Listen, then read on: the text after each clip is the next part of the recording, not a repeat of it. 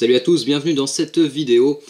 Alors aujourd'hui on va parler de plusieurs choses. On va parler de système d'exploitation, de macOS en l'occurrence, enfin macOS anciennement OS X, donc le système de chez Apple.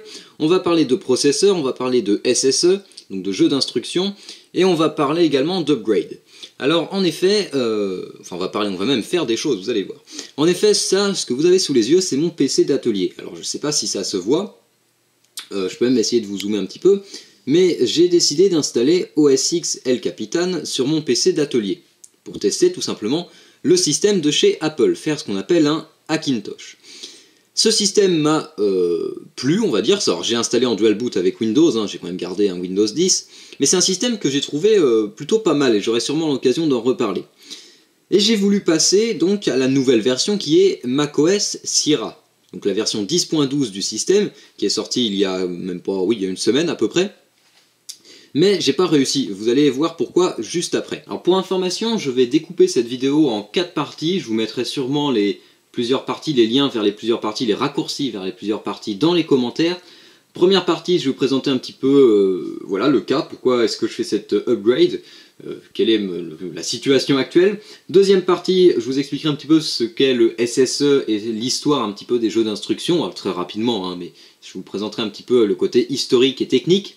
Troisième partie même, je vous montrerai l'upgrade CPU, donc on va mettre les mains dans le cambouis, et enfin en quatrième partie, on testera si c'était bien ça le problème, et si ça fonctionne mieux avec un nouveau processeur. Alors un petit peu la situation actuelle. Comme je vous l'ai dit, j'ai installé OS X El Capitan sur mon PC, pour faire un Hackintosh. La semaine dernière, j'ai voulu mettre à jour le PC donc de OS X El Capitan vers macOS Sierra. Tout à fait normal. Mais ça n'a pas été possible. Alors en effet, macOS Sierra a quelques petites modifications par rapport à OS X El Capitan. En fait, le système OS X demande des ressources, si vous voulez. Il faut un certain processeur, il faut quand même une certaine puissance. Ça faisait maintenant plusieurs années que Apple n'avait pas demandé plus de puissance, c'est-à-dire que ça faisait, en gros, OS X El Capitan supporte les Mac qui sont sortis en à peu près 2007-2008, même peut-être un peu plus, en gros juste de 2006 quasiment jusqu'à nos jours. Quasiment, je dis, il y a toujours des exceptions. Donc en gros, OS X El Capitan supportait quasiment tous les Mac Intel.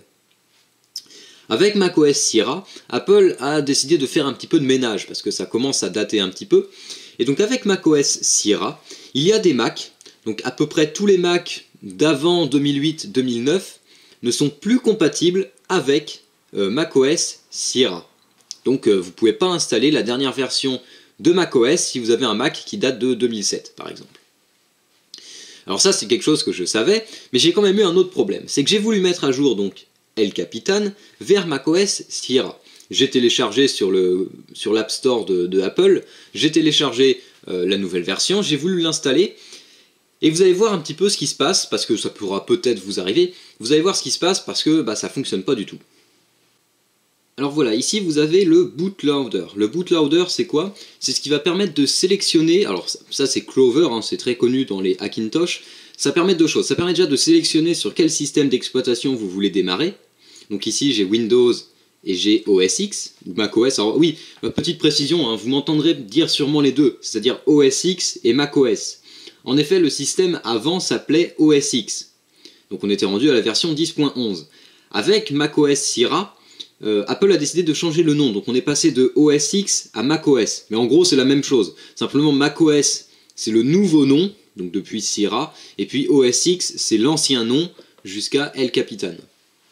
Donc ici, on a le bootloader qui permet de sélectionner le système d'exploitation à démarrer. Quand vous faites une mise à jour avec un Hackintosh, vous avez donc ce bootloader. Pour lancer la mise à jour, donc pour faire le passage d'un système d'exploitation à l'autre, si vous avez un Hackintosh, il faut tout simplement démarrer sur un nouveau périphérique qui en l'occurrence est celui-là. Alors ici je l'ai appelé macOS Install, donc c'est tout simplement l'installation de macOS.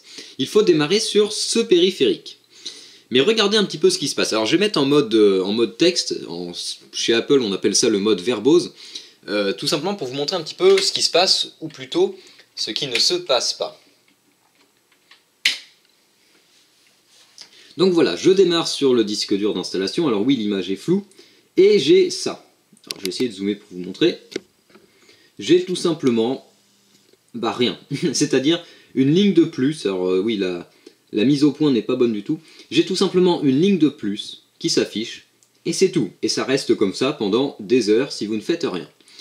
Alors pourquoi est-ce que ça ne marche pas? Eh bien tout simplement parce que sur mon PC d'atelier, comme processeur, j'ai un Core de Quad Q6600. Alors je sais, les Core de Quad, ça commence à dater un petit peu, ça n'empêche que ça reste des processeurs très performants, qu'en plus on peut overclocker sans aucun problème, et donc ça reste quand même assez correct encore aujourd'hui, hein, pour un PC c'est pas mal du tout.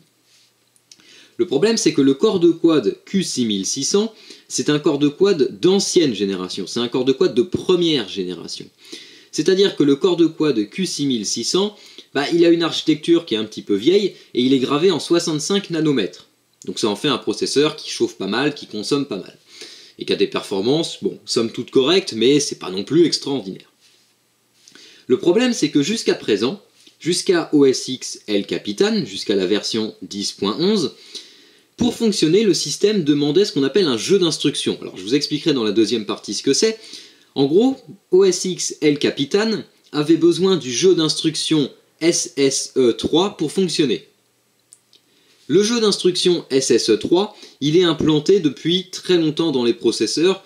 Les Pentium 4, les derniers Pentium 4 devaient déjà avoir le SSE3, donc tous les processeurs depuis quasiment le Pentium 4, les derniers Pentium 4, ont le jeu d'instructions SSE3. Donc ça posait aucun problème. Avec la nouvelle version, avec macOS Sierra, donc la version 10.12, Apple a demandé un nouveau jeu d'instructions, toujours le SSE, mais une nouvelle version, macOS Sierra, pour fonctionner, a besoin du SSE 4.1. Donc c'est une version plus avancée du SSE. Le problème c'est que les processeurs, comme les Pentium 4, les Core de Duo et les Core de Quad de première génération, ceux qui étaient gravés en 65 nanomètres, eh bien ils n'ont pas ce jeu d'instructions, ils n'ont pas le SSE 4.1, ils s'arrêtent au SSE 3. C'est pour ça que lorsque vous essayez de lancer macOS Sierra sur un processeur qui n'est pas compatible avec les SSE 4.1, vous avez un écran semblable à celui-là, c'est-à-dire que le système ne peut pas démarrer. Et donc, je vais en venir à l'objet de la vidéo, c'est-à-dire de mettre à jour mon Core de Quad Q6600, enfin carrément de le remplacer, par un Core de Quad de deuxième génération, ceux qui étaient gravés en 45 nanomètres, qui eux supportent le SSE 4.1. Donc dans la deuxième partie de la vidéo, je vais vous expliquer tout simplement qu'est-ce que c'est que le SSE et son histoire. Alors je vais continuer avec la question, qu'est-ce qu'un jeu d'instruction, qu'est-ce que le SSE, et puis un petit peu son histoire. Alors un jeu d'instruction, c'est quoi? C'est des transistors en fait, enfin des transistors, des blocs de transistors, ça peut représenter plusieurs milliers, voire 1 million de transistors, qui sont agencés d'une certaine manière à faire du décodage matériel, c'est un peu de la programmation matérielle. C'est-à-dire que plutôt que de faire les calculs via la voie normale, on va faire des calculs via le jeu d'instructions. En effet, il y a ce qu'on appelle des instructions, c'est-à-dire des calculs en gros, qui reviennent très régulièrement au niveau du processeur. Plutôt que de faire ces calculs toujours par la voie normale, c'est-à-dire une voie qui est assez lente et qui du coup va se retrouver rapidement encombrée, on va faire un jeu d'instructions. Ce sont donc des transistors qui sont faits exprès pour décoder une instruction très précise.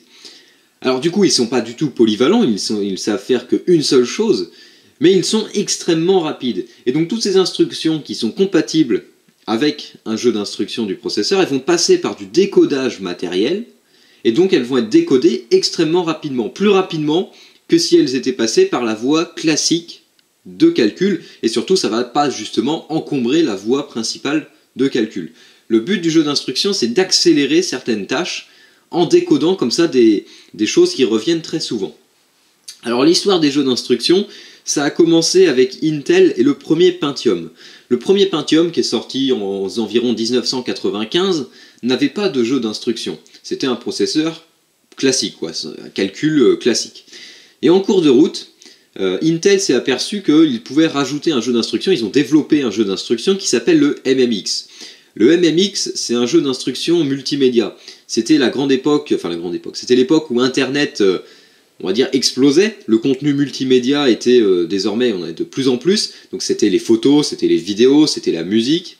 Le problème, c'est que ces fichiers, par exemple une vidéo, à l'époque, pour lire une vidéo, ça demandait énormément de ressources. Ça mobilisait quasiment toute la puissance du processeur. Donc qu'est-ce qu'ils ont fait chez Intel? Ils ont fait un jeu d'instructions qu'ils ont appelé MMX, qui était là pour décoder, comme ça, des flux vidéo, des flux multimédia. Alors ça a continué parce que le MMX c'est très, voilà, comme je disais, un peu multimédia. Ça a continué après avec notamment le SSE que je vais aborder juste après. La première génération de processeurs à intégrer complètement un jeu d'instructions, ça a été le Pentium 2. Puisque le Pentium 2, par exemple j'en ai un ici en slot 1, le Pentium 2, vous voyez, c'était écrit with MMX Technology. Donc le Pentium 2, c'était la première génération à intégrer, enfin grand public du moins, à intégrer le MMX pour tout le monde. C'est-à-dire que le Pentium 1, la première génération de Pentium, il y en avait qui avaient le MMX, les plus récents avaient le MMX, mais les plus vieux ne l'avaient pas. Avec le Pentium 2, on a mis tout le monde d'accord, puisque tout le monde bénéficiait du MMX. Alors ici j'ai un Pentium 2 de première génération, c'est un Pentium 2 FSB 66, mais les Pentium 2 de deuxième génération, comme celui-là, donc ça c'est un Pentium 2 FSB 100, intégrait également le MMX. Le MMX, on le retrouve toujours aujourd'hui dans nos processeurs. Si vous regardez la fiche technique de votre CPU, vous avez normalement une compatibilité avec le MMX, le jeu d'instructions MMX. Avec la génération suivante, les Pentium 3, Intel a fait une nouvelle innovation. Ils ont intégré ce qu'on appelle le SSE. Alors le SSE, dans le Pentium 3, j'en ai par exemple un ici, voilà un Pentium 3 slot 1, donc de première, c'est l'un des premiers. On a également les Pentium 3 sur socket. Voilà. Les Pentium 3 avaient la particularité d'intégrer le MMX plus un nouveau jeu d'instructions qui s'appelait donc le SSE. Le SSE, c'était en réponse à AMD, puisque AMD avait développé son jeu d'instructions qui s'appelait le 3D Now, et pour concurrencer la technologie 3D Now d'AMD, Intel a lancé le SSE. Alors le SSE, comme on l'a dans les Pentium 3, c'est un jeu d'instructions qui regroupe 70 instructions, donc c'est-à-dire que le processeur est capable de décoder matériellement 70 instructions qui sont assez récurrentes. En gros, je simplifie, hein, mais en gros c'est ça. Alors après il y a plusieurs...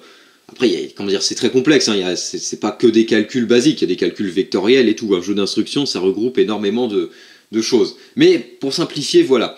Les Pentium 3 qui intégraient le SSE, donc tous les Pentium 3, étaient capables de décoder 70 instructions via leur jeu d'instructions SSE.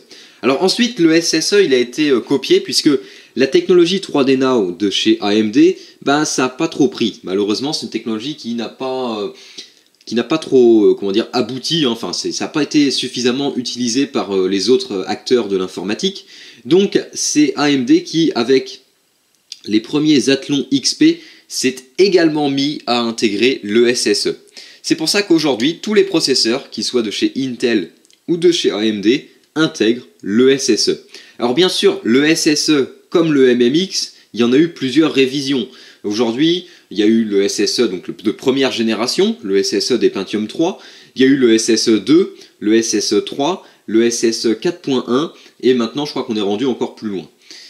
Le problème par exemple, c'est que mon corps de quad Q6600, donc le corps de quad qui se trouve actuellement dans ma machine juste là-bas, bah, il intègre le SSE 3, la troisième révision du SSE.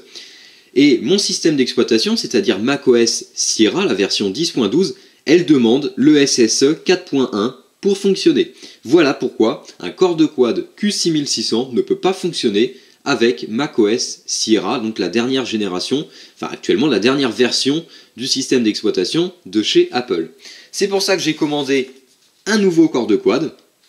Voilà, je l'ai reçu via eBay. Alors c'est écrit 29 €, mais vous fiez pas au prix parce que je l'ai eu à 20 € seulement.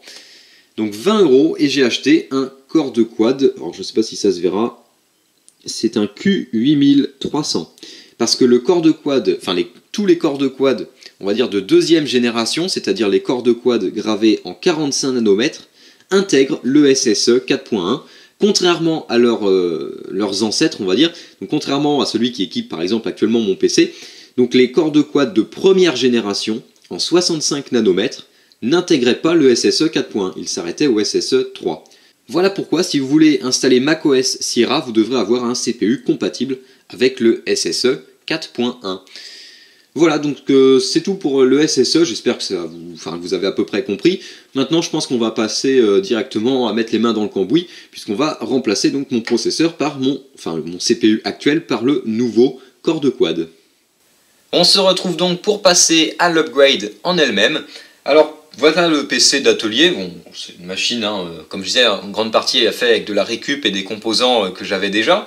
Donc en haut on trouve le bloc d'alimentation, Ventirad avec processeur, on aperçoit le Northbridge en bas sur la carte mère, la carte graphique, j'ai deux disques durs ici, un lecteur CD en haut, c'est du basique avec un ventilateur à l'avant, enfin un ventilateur à l'arrière, un ventilateur à l'avant que vous ne voyez pas, et puis voilà, carte mère au fond, de la RAM, bon c'est du basique. J'ai donc ramené mon processeur qui se trouve ici, donc c'est le fameux Q8300, pardon, alors ça se verra sans doute pas à la caméra, si peut-être, voilà. Donc c'est le Q8300. Et donc le boulot, ça va être de démonter le Ventirad, donc en commençant par le débrancher déjà. On va le démonter et puis on va remplacer ça. Alors pendant que je démonte le Ventirad, je vais vous parler un petit peu des processeurs. Ici on est sur un socket 775. Le problème du socket 775, c'est qu'il a accueilli beaucoup de processeurs. On a eu des Pentium 4, on a eu des Pentium dual-core, on a eu des Core de duo, on a eu des Core de quad, et en plus il y en a eu plusieurs générations. Donc le problème du socket 775, c'est comme il y a eu beaucoup de processeurs, tout n'est pas compatible avec tout. Si vous voulez faire une upgrade de ce genre-là, vérifiez plusieurs choses. Déjà, vérifiez que le processeur que vous voulez installer dans la config est compatible avec la carte mère, est compatible avec plusieurs choses. Premièrement, déjà avec le FSB. Ici, par exemple, j'ai un processeur qui a un FSB de 1333 MHz. Il faut faire attention parce que le socket 775 a accueilli des processeurs avec des FSB de 800, des FSB de 1066, 1333 et 1666. Le problème, c'est que certaines cartes mères ne font pas tous les FSB. Par exemple, il y a des cartes mères qui s'arrêtent au FSB 1066. J'ai par exemple, juste pour essayer, juste pour voir si ça fonctionnait, mais bien sûr ça n'a pas fonctionné, j'ai par exemple mis ce processeur sur une carte mère qui est bloquée au FSB 1066, et bien elle n'a pas démarré, enfin elle n'a pas pu reconnaître le processeur. Donc déjà vérifiez que vous avez une carte mère avec un FSB compatible. Très important parce que le socket 775, comme je disais, a accueilli beaucoup de processeurs, donc tout n'est pas compatible avec tout. Et ensuite, deuxième chose, vérifiez la compatibilité de votre carte mère au niveau du BIOS. Et n'hésitez pas à mettre à jour le BIOS avec la version la plus récente. Comme il y a eu plusieurs générations de Core de duo et de Core de quad, c'est possible que des cartes mères qui aient été conçues pour la première génération de Core de duo et de Core de quad ne soient pas compatibles, enfin que le BIOS du moins ne soit pas compatible avec la deuxième génération, sauf si vous le mettez à jour. Donc pensez à vérifier le BIOS et pensez à le mettre à jour si nécessaire, ça évite tout problème d'incompatibilité. Ici tout est réglé, la carte mère est parfaitement compatible et le BIOS également puisque je l'avais déjà mis à jour. Donc je vais finir d'enlever le Ventirad et puis je vous retrouve juste après. Voilà, le Ventirad est donc enlevé et en dessous on a le processeur avec de la pâte thermique dessus.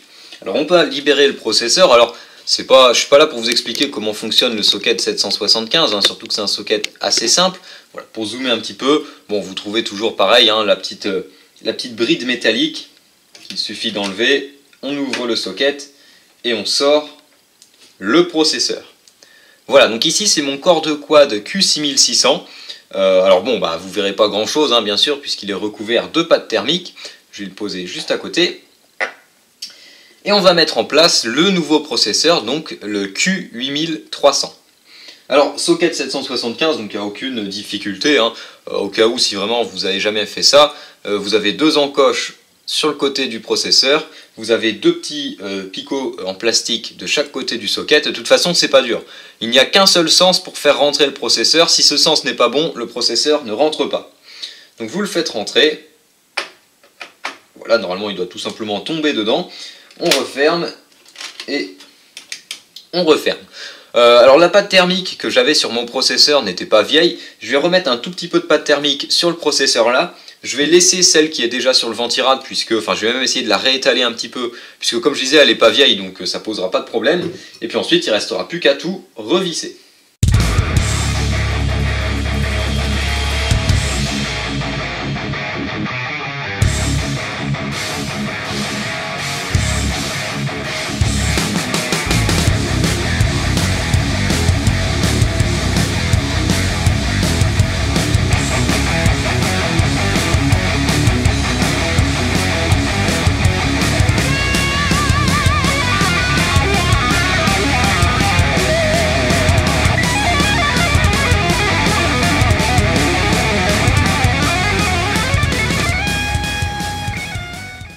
Et on pense bien sûr à rebrancher le ventilateur. Voilà donc pour la mise à jour. Vous voyez, c'est rien du tout, hein. Changer un processeur, c'est vraiment pas grand chose. Petit conseil également, remettez à zéro le BIOS avant de relancer le PC. Donc il faut faire un clear CMOS. Généralement il y a un cavalier ou alors vous enlevez carrément la pile. C'est un conseil parce qu'autrement, bon, c'est vrai que la carte mère va peut-être râler un petit peu au début parce que c'est pas le même processeur qui est maintenant que celui qui était avant. Donc éventuellement faire un clear CMOS, ça peut être une bonne idée. En tout cas, généralement, ça pose pas trop de problèmes. Simplement, c'est vrai que le BIOS va nous mettre un message d'erreur, c'est tout à fait normal. Donc je vais refermer le PC, rebrancher le tout, et puis on va pouvoir démarrer et voir ce que ça donne. Et c'est donc reparti. Désolé si l'image est floue, en tout cas. Mise sous tension. Ok. Et enfin, allumage.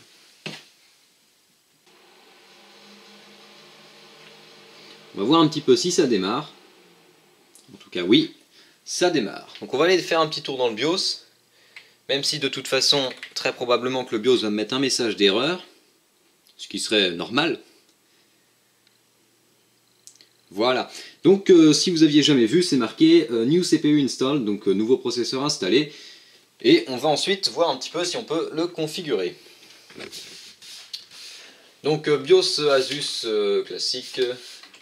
Donc ici au niveau des fréquences, on est avec les fréquences de base. Donc on est sur du 2,5 GHz, je dois avoir ça par là. Voilà, donc corps de quad Q8300, 2,5 GHz. Donc ce qu'on va faire, c'est qu'on va démarrer, pour de bon.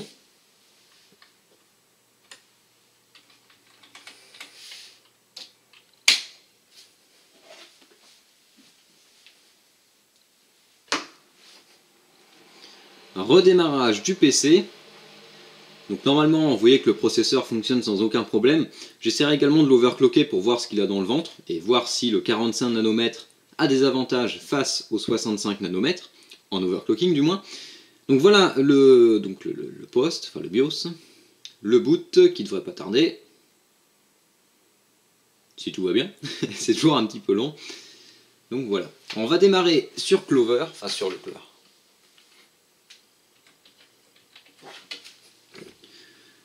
Alors je vous zoome tout ça. On va démarrer donc sur macOS install, celui qui ne voulait pas démarrer précédemment.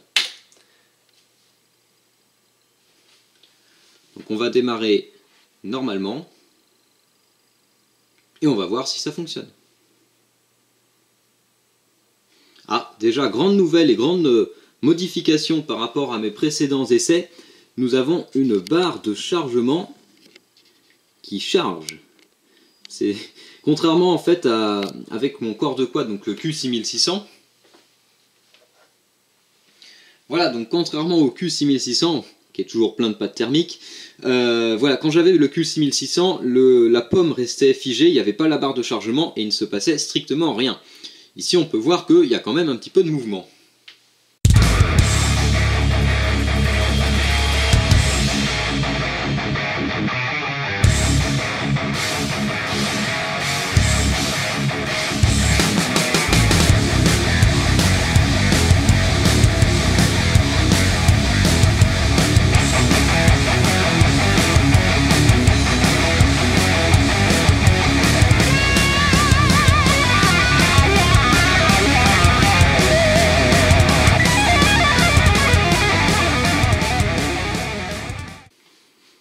Voilà, donc pour ceux qui se demandent si ça fonctionne, eh bien le problème c'était bien ça. C'était donc le SSE 4.1 qui n'était pas géré par le corps de quad Q6600 qui bloquait l'installation de macOS.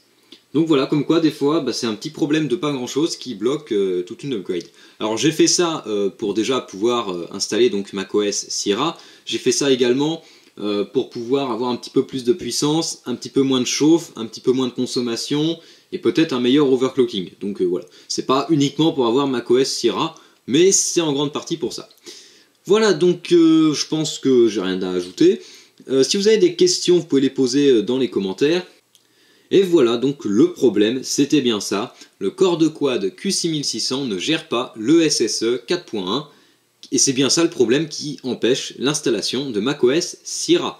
Voilà, donc à ceux qui ont un Hackintosh à base de corps de quad Q6600 et qui ne peuvent pas faire la mise à jour, eh bien sachez que acheter un processeur juste un processeur à pas cher comme un Core 2 Quad de deuxième génération, ça peut suffire à réparer votre problème. En tout cas voilà, le problème venait bien du SSE 4.1.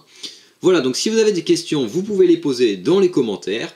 J'espère que cette vidéo aura été utile, qu'elle vous aura soit appris des choses, soit rendu service. Et sur ce, je vous dis salut à tous et à la prochaine.